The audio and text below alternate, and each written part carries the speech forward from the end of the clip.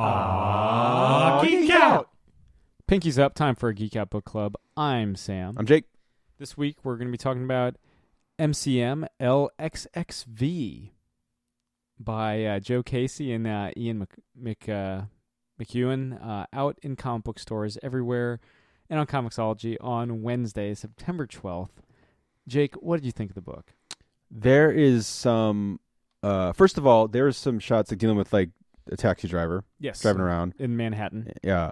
Some amazing shots of just the taxi and like the backdrops of like 1970s looking. Kind of grindhouse. I know it's like obvious to make a comparison, but like Taxi Driver. There's some like... And like the Warriors too. Mm-hmm, yeah. But I mean like there's some shots with the taxi where like it looks like it could have come right out of that movie. Yeah. Like that like kind of smoky, neon lit, like very atmospheric. Booze, sex, stripper shit, neon, you know, the back and it's really, there's one panel in particular, like I know I can't like explain it that well, but there's one panel that is just like knocked me off my fucking ass in this. But there's also some amazing out of this world, like kinetic as fuck action sequences. Yeah, there's like monsters and magical tire irons. Yeah. Magical tire iron is like, there's a couple kills with that. It's like it's fucking badass. It's at once like a super badass book, but I also feel like it's the most like sentimental book. You know, you and I have read quite a few Joe Casey books. Yeah.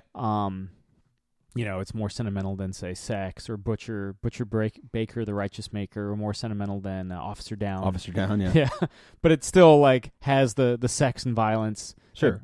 Though it's almost it's done a little more tastefully, and I say that as somebody, you know, that's read and enjoyed Joe's work, but it's not, there's a degree of restraint that wasn't necessarily there before, especially like how fucking madcap like Officer Down is, right? Sure, yeah. I mean, Officer Down, yeah.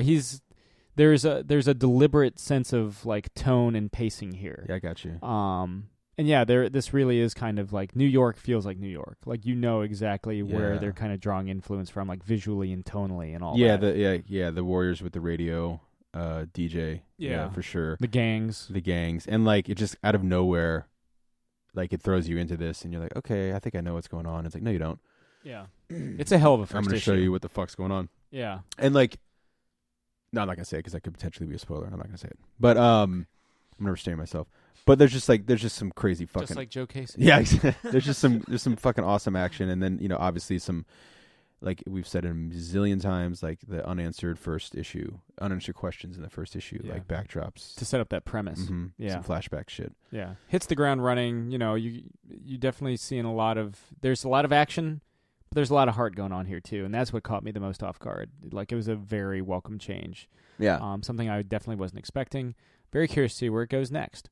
So again, out in comic book stores everywhere on Wednesday, September 12th. This has been another Geek Out Book Club. I'm Sam. I'm Jake. Keep reading.